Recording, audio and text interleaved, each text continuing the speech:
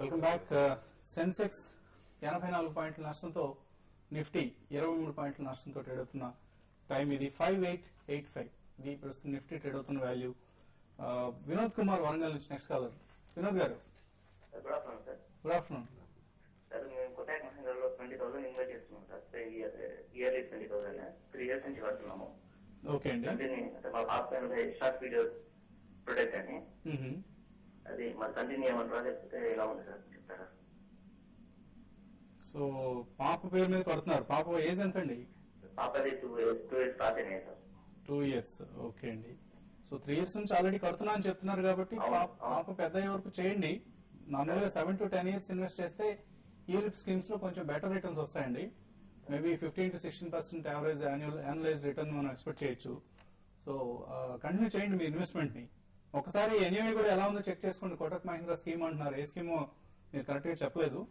Extra future protect sir. Extra future protect. Future protect. Okay అండి. So మీ future ని, మీ పాప future ని protect చేద్దామన్న ఉద్దేశంతో చేస్తున్నారు మీ కష్టార్జితాన్ని. జాగ్రత్తగా ఎన్ఏవిని అబ్జర్వ్ చేస్తూ ఉండండి. ఎప్పుడైనా సడన్ డిప్స్ లాంటివి వచ్చినప్పుడు మాత్రం ఒకసారి ఎక్స్పర్ట్స్ అడిగే ప్రయత్నం చేయండి. ఎందుకు, ఏ రీజన్స్ తో ఈ స్కీమ్ ఎన్ఏవి తగ్గుతుందన్న అంశాన్ని. పెరుగుతున్నంత వరకు మనకి ఎటువంటి భయం, ఆందోళన అవసరం లేదండి. సో చాలా మంది మనకు ఈ యూలిప్ స్కీమ్స్ లో ఇన్వెస్ట్ చేస్తున్నట్లుగా రోజు మనకు మెయిల్స్ ద్వారా అలాగే ఫోన్స్ కూడా వస్తున్నాయి.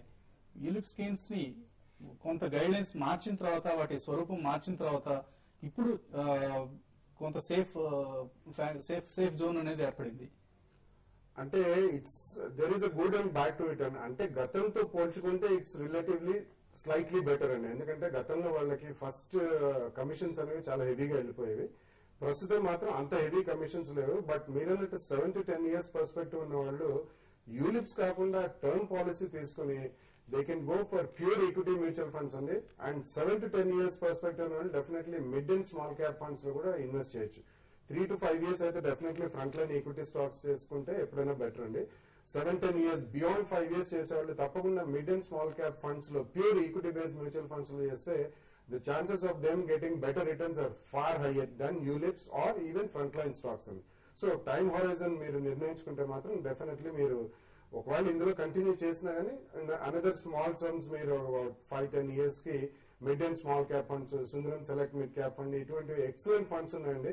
హెచ్డిఎఫ్సి ఈక్విటీ, ఇవి కూడా mid and small cap funds. అటువంటి ఫండ్స్ లో కూడా మీరు కంటిన్యూ చేస్తే at least 1,000 or 2,000 rupees monthly small amounts చేసినా కానీ ఎక్సలెంట్ కార్పస్ బిల్డ్ అవుతుందండి. సో ఇన్ఫాక్ట్ రకరకాల కారణాలు కనిపిస్తున్నాయి ఈ యూలిప్ స్కీమ్స్ కు ఎందుకు ఇంతగా ఎక్కువ మంది ఇన్వెస్ట్ చేస్తున్నారంటారు. ఎందుకంటే ఇన్సూరెన్స్ ఏజెంట్లు గ్రామాలకు చొచ్చుకుని వెళ్లి వాళ్ళకి చాలా హ్యూజ్ కమిషన్ వస్తుంది కాబట్టి గ్రామాలకు వెళ్లి మార్కెటింగ్ చేస్తున్నారండి. నెంబర్ 2, మ్యూచువల్ ఫండ్స్ ని ఎవరు మార్కెటింగ్ చేసే నాథులు లేకుండా పోయారు.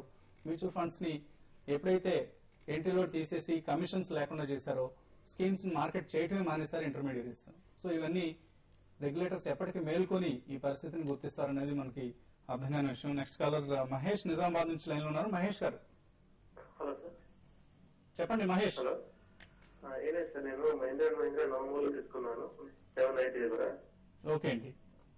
నేను ఏం చేయాలి? ఫస్ట్ సెకండ్ వచ్చేసరికి నేను కాపర్ తీసుకున్నాను, జూన్ కాంట్రాక్ట్ 428 కదా. 428 428 ఇప్పుడు అప్పుడు వస్తుంది కదా, ఏం చేయాలి దానిపైన?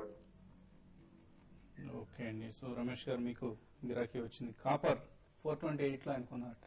కాపర్ కొంచెం ఈ రోజు కానీ మనం అబ్జర్వ్ చేసినట్లయితే లాస్ట్ హాఫ్ అన్ అవర్ నుంచి బేస్ మెటల్స్ లో మనం ఫాల్ అబ్జర్వ్ చేస్తున్నామండి. ఈ కాపర్ మీరు జూన్ కాంట్రాక్ట్ తీసుకున్నారంటే 428 లో, ఇది వచ్చేసి 426 కన్నా బిలో ఉంటే కనుక కొంచెం వీక్ గా ఉందండి. మీరు 426 ఇప్పుడు మీకు 426-426.30 ట్రేడ్ అవుతుంది. మీరు 426 స్టాప్ లాస్ పెట్టుకొని మెయింటైన్ చేయండి.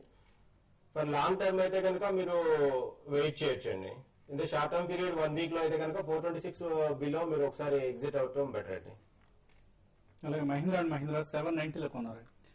మీరు రేట్ రావడానికి మటు కొంచెం టైం పడుతుంది. కాకపోతే నిన్న న్యూస్ చూసాము, మహీంద్రా మీద రికార్డ్ సేల్స్ అనౌన్స్ చేయడం జరిగింది. సో ఇమీడియట్ రెసిస్టెన్స్ అయితే 750, అక్కడ కొంచెం అప్ ట్రెండ్ బ్రేక్ పడే అవకాశం ఉంది. ఏమాత్రం 750 బ్రేక్ అయిందంటే కనుక 800 వచ్చే అవకాశం ఉంది. సో ప్రస్తుతానికి హోల్డ్ చేయండి. ట్రెండ్ అయితే పాజిటివ్ గా కనిపిస్తుంది ఎంఎంఎం లో. నెక్స్ట్ కాలర్ ఏలూరు నుంచి వెంకట్ లైన్ లో ఉన్నారు. వెంకట్ గారు. హలో, వెంకట్ నమస్తే సార్. నమస్తే. బాలాజీ మైన్స్ మల్టీ బ్యాగర్ అయ్యే ఛాన్స్ ఉందంటున్నారు సార్. దాని గురించి ప్లస్ ఒక 2 స్టాక్స్ సజెస్ట్ చేయగలరా మంచి 6 to 12 months? Balaji Amines, so ఇది మల్టీ బ్యాగర్ అయ్యే అవకాశాలు ఎంతవరకు కనిపిస్తుంది? అంటే రిలేటివ్లీ ఫండమెంటలీ స్ట్రాంగ్ కంపెనీ అనేది, ఎందుకంటే చిన్న ఈక్విటీ బేస్ ఉంది, ప్లస్ వాళ్ళు స్పెషాలిటీ కెమికల్స్ లో ఉన్నారు వాళ్ళు. సో ఆ ఉద్దేశంలో చూస్తే మల్టీ బ్యాగర్ అయ్యే ఛాన్స్ అంటే, మల్టీ బ్యాగర్ అంటే మీకు 5-10 బ్యాగర్ అవ్వడం మాత్రం అంత ఈజీగా కాదండి. బట్ మీరు ఎప్పుడైతే next 1 or 2 years investment perspective ఉంటే మాత్రం మీరు హోల్డ్ చేయండి తప్పకుండా. ఎందుకంటే because of the relatively small equity base and fundamentally strong company. ఒకటే ఒక లూప్ హోల్ అందులో మనం కనుక్కునే, వాళ్ళు హోటల్ ఒకటి పెట్టడానికి డైవర్సిఫై అవడానికి చూస్తుందండి. అది మీరు నెక్స్ట్ 1 or 2 quarters కాస్త జాగ్రత్తగా గమనించి రిజల్ట్స్ మీరు అందులో హోల్డ్ చేయని పొజిషన్. ఎందుకంటే hotel generally is a long gestation, కానీ మనకి రిజల్ట్స్ అనేది రావండి. So unnecessary and unwanted diversification లో వెళ్తున్నారు. But otherwise it's a strong company. మీరు డెఫినెట్లీ ఎవ్రీ క్వార్టర్ రిజల్ట్స్ గమనిస్తుండండి. But you have to have your stop loss, at least buying rate దగ్గర stop loss అయితే పెట్టుకుని మీరు హోల్డ్ చేయండి. It's a good decent company to hold. Okay అండి. So ₹2 face value ఉన్న stock ఇది 47 దగ్గర ట్రేడ్ అవుతుంది ప్రస్తుతం. Next colour Chittibabu. నమస్తే సార్. నమస్తే అండి. సార్ నమస్తే సార్. నమస్తే చిట్టిబాబు గారు, చెప్పండి. సార్ నేను హాస్టల్కో కంపెనీ షేర్లు తీసుకున్నాను సార్. ఏదండి? హాస్టల్కో కంపెనీ షేర్లు తీసుకున్నాను సార్. ఏ రేట్లో కొన్నారు? 24 రూపాయలు రేట్లు తీసుకున్నాను సార్. ఇప్పుడు కంపెనీ పొజిషన్ సార్ ఎలాగ ఉంది? హాస్టల్ కోక్ మనం ప్రోగ్రామ్ రెగ్యులర్ గా వాచ్ చేసేట్లయితే మనం అవాయిడ్ చేయమని చెప్తామండి. రెగ్యులర్ గా దీని గురించి కాన్స్టెంట్ గా ఒకటే సలహా ఇస్తూ ఉంటాం, హాస్టల్ కోక్ లాంటి స్టాక్స్ జోలికి వెళ్లొద్దు అని. చాలా కార్పొరేట్ గవర్నెన్స్ పరంగా చాలా చండాల కంపెనీ అండి ఇది. Yeah, you have said it very precisely. Last 1 year నుంచి కూడా ఎవరు చెప్పినా గానీ అటువంటి స్టాక్స్ కంప్లీట్లీ అవాయిడ్ చేయమని చెప్తాను. They are all penny stocks. అసలు బిజినెస్ కాదు కానీ బిజినెస్ మోడల్ అంటే ఏం లేదు. Please avoid such stocks. మీరు ఏ రోజైనా కానీ you it not even wait for a bounce అని, you can book your loss and come out and invest in fundamentally strong stocks అండి. పెన్నీ స్టాక్స్ జోలికి అసలు వెళ్ళదండి మీరు. సో ₹3.40 దగ్గర ట్రేడ్ అవుతుంది. మేబీ బుల్ మార్కెట్స్ లో ఇది కూడా ఇక్కడ నుంచి 20% 30% పెరిగే ఛాన్స్ ఉంటాయండి. బట్ చాలా రిస్కీ బెట్స్ అండి.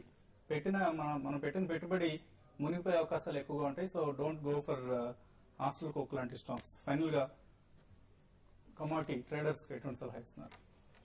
ఈ రోజు ఓవరాల్ గా చూసినట్లయితే gold and silver second session లో కొంచెం కరెక్షన్ వచ్చే అవకాశం ఉంది. అదేవిధంగా బేస్ మెటల్స్ కూడా మనకి ఆల్మోస్ట్ ప్రోగ్రామ్ స్టార్ట్ అయిన 130 నుంచి కూడా మనకి ఫాల్ చూస్తున్నాము. అయితే కాపర్ లో ఇంకొంచెం మనం చూసినట్లయితే ఇప్పుడు 420 నడుస్తుంది. యాక్చువల్ గా ఇది వచ్చేసి మనకి లాస్ట్ 1 week నుంచి ఇంటర్నేషనల్ గా కూడా కొంత వీక్ ట్రెండ్ ని మనం చూస్తున్నాము. ఇది 420.50 నుంచి 420 నుంచి 424 రేంజ్ లో కనుక మనం సెల్ చేసుకోగలిగినట్లయితే 418 వరకు రావడానికి అవకాశం ఉంది. అదేవిధంగా దీని స్టాప్ లాస్ గానీ మనం చూసుకున్నట్లయితే 428 రేంజ్ లో కనుక మీరు స్టాప్ లాస్ ని మెయింటైన్ చేయండి. అదేవిధంగా కనుక ఇప్పుడు 422, 426 రేంజ్ లో కనుక సెల్ చేస్తే కనుక 426.80 స్టాప్ లాస్ తో మీరు ట్రేడ్ చేసుకోవచ్చండి. అదేవిధంగా నికెల్ గానీ మనం అబ్జర్వ్ చేసినట్లయితే లాస్ట్ 1 week నుంచి కూడా ఫాల్ మనం చూస్తున్నాము. అది వచ్చేసి 1144 నుంచి 1150 రేంజ్ లో కనుక మీరు సెల్ చేసినట్లయితే 1170 స్టాప్ లాస్ గా పెట్టుకోండి. 1136 అండ్ నెక్స్ట్ టార్గెట్ 1130 వరకు రావడానికి అవకాశం ఉంది. ఓకే అండి, మీరు ఇటువంటి ట్రేడింగ్ కాల్స్ ఇస్తున్నారు. సో నా ఉద్దేశం ఈ వీక్ అంతా మార్కెట్ కొంచెం కన్సాలిడేషన్ లో ఉండే అవకాశం ఉంది. సో 59 పైన క్లోజ్ అవుతుంది. ఒక మైనర్ బై పొజిషన్ తీసుకోవచ్చు. లేదంటే కనుక ఫ్రెష్ బయింగ్ అవాయిడ్ చేయండి. ప్రాఫిట్ లో ఉన్నారంటే కనుక షార్ట్ టర్మ్ ప్రాఫిట్ కొంచెం బుక్ చేసి కొంచెం డిప్ కోసం వెయిట్ చేస్తే బెటర్ అనిపిస్తుంది. ఓకే మాధవ్ గారు. యా, మనకి ఇప్పుడు రిజల్ట్ సీజన్ మొదలవుతుందండి నెక్స్ట్ 1 week 10 days లో. ప్లస్ మనకి ఎలక్షన్స్ కూడా ఉన్నాయి. So we're slightly getting into a uncertain zone. Fundamentally అంతా స్ట్రాంగ్ ఉన్నా కానీ, సో అటువంటి time will get excellent opportunities to buy అండి. So wait, stay in cash. ఆ టైంలో ఇందాక మనం చెప్పినట్టు 5-6 రంగాల గురించి చెప్పుకున్నాం మనం specifically. So agri, pharmaceuticals, banking, housing finance companies, especially paint industry కూడా over a longer period of time ఇవన్నీ కూడా చాలా బాగానే రాణిస్తాయండి. సో ఇటువంటి స్టాక్స్ ఎప్పుడైతే మనం డిప్స్ కనిపించాయో అటువంటిప్పుడు ఫస్ట్ ప్రైస్ పాయింట్ లో కొంచెం 3 to 5 months టార్గెట్ బయింగ్ చేసుకుంటే డెఫినెట్లీ ఎక్సలెంట్ రిజల్ట్స్ కనిపిస్తాయి మనకి. సో నిన్న మొన్నటి దాకా 30-40 పాయింట్ల ప్రీమియంతో ట్రేడ్ అయిన నిఫ్టీ ఫీచర్స్ కూడా ఇప్పుడు 20 పాయింట్ల ప్రీమియంతో మాత్రమే ట్రేడ్ అవుతుంది. సో కొంత ఇక్కడ ప్రాఫిట్ టేకింగ్ అనొచ్చు, లేదా కొంత కరెక్షన్, డ్యూ కరెక్షన్ మనం చూసే అవకాశం కనిపిస్తుంది. సో కేర్ఫుల్ గా ట్రేడ్ చేయండి. మరికొద్దిసేపట్లో ఆఫ్టర్నూన్ ట్రేడ్ tv5money.com నిర్వహించే వెబ్కాస్టింగ్ కార్యక్రమంలో కలుద్దాం. Business lunch. Makeup courtesy. Beautiful